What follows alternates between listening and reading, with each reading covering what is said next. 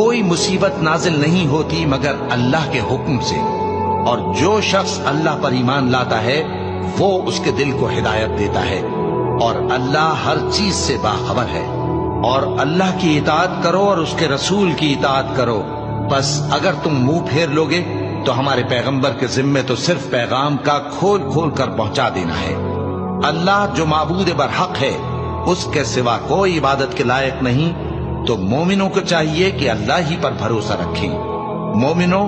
تمہاری بیویوں اور اولاد میں سے بعض تمہارے دشمن بھی ہیں، سو ان سے بچتے رہو، اور اگر معاف کر دو اور درگزر کرو اور بخش دو تو اللہ بھی بخشنے والا ہے، مہربان ہے۔ تمہارا مال اور تمہاری اولاد تو آزمائش ہے، اور اللہ کے ہاں بڑا اجر ہے، سو جہاں تک ہو سکے اللہ سے ڈرو اور اس کے احکام کو سنو اور اس کے فرمانبردار رہو اور اس کی راہ میں خرچ کرو، یہ تمہارے حق